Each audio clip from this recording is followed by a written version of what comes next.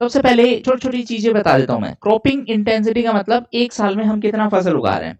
अब जो लोग मेरे प्रीलिम्स वाले बैच में हैं, जिन्होंने इकोनॉमिक्स मेरे से पढ़ा है, उसके लिए कुछ नया नहीं है।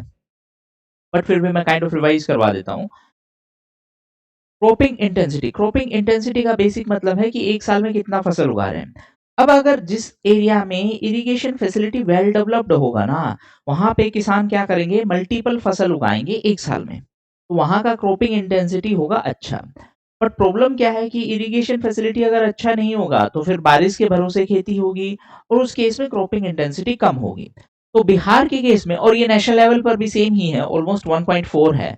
इसका मतलब है कि साल में हम 2 फसल भी नहीं उगा रहे। इसका मतलब क्या है कि there is too much dependency on rainfall. अब जैसे ही मैं ये पॉइंट बोलता हूँ, आपके माइंड में आना चाहिए कि how this rainfall will be adversely impacted because of climate change. तो अब यहाँ पे आपको 3 डायमेंशंस की बात आ गई एकदम से। Environment, geography and economy. Agriculture के ऊपर एडवर्स इम्पैक्ट होगा बिकॉज़ ऑफ क्लाइमेट चेंज। क्यों? क्योंकि क्लाइमेट चेंज से रेनफॉल पैटर्न चेंज होगा और रेनफॉल पैटर्न से एग्रीकल्चर चेंज होगा, एग्रीकल्चर से इकोनॉमी चेंज होगी। ठीक? This is how you need to establish connections. Okay. दूसरी बात, जो बिहार का टोटल एरिया है उसका 55% जो लैंड है वो क्रॉप्स के अंडर में, मतलब खेती के लिए है। अब देखो जितना ज़्यादा एरिया अंडर एग्रीकल्चर है, कैन आई सिंपली से उतना ही कम एरिया बचेगा इंडस्ट्रीज़ के लिए? क्योंकि ऑलरेडी हम एक पॉपुलेटेड स्टेट है, तो रहने के लिए भी जगह चाहिए है, खेती के लिए भी जगह चाहिए, because we are agriculturally dependent state. यहाँ पे लैंड एक्विजिशन एक मेजर इश्यू हो जाएगा फॉर इंडस्ट्रीज। उस चीज को सोल्व करने के लिए बिहार सरकार ने क्या इनिशिएटिव लिया है, to address the problem of land acquisition for industries. What is the name of that initiative?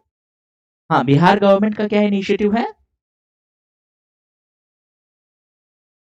हाँ, अरे वो जो लास्ट वाले चैप्टर में ही एग्जैक्टली बीडा डायरेक्टली स्पेसिफाई करो। तो this is how you need to interconnect these things. 55% area पे खेती हो रही है, इसका मतलब हमारे पास लैंड कम बचेगी फॉर इंडस्ट्रीज। तो सरकार को एक एक्टिव रोल प्ले करना पड़ेगा।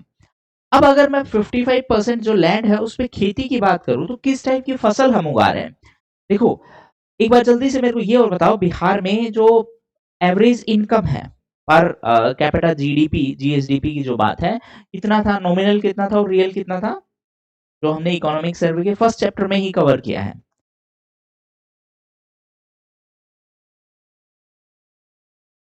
कौन सा एग्रीकल्चर बता रहे हो? नहीं, हाँ सब्सिस्टेंस बोलते हैं उसको, सब्सटेंटिव नहीं, सब्सिस्टेंस। हाँ, उसके पीछे सब्सिस्टेंस का बेसिक मतलब है कि ज्यादा पैदावार नहीं होती है, क्योंकि ना तो ज्यादा जमीन है, जहाँ ज्यादा रिसोर्सेस है। हाँ,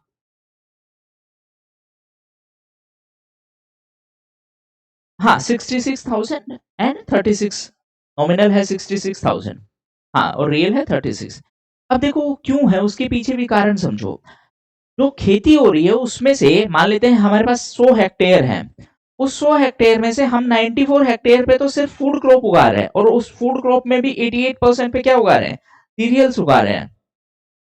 6.5% पे पल्सेस उगा रहे हैं, 1.6% पे ऑयल सीड्स और 2.8% पे शुगर केन।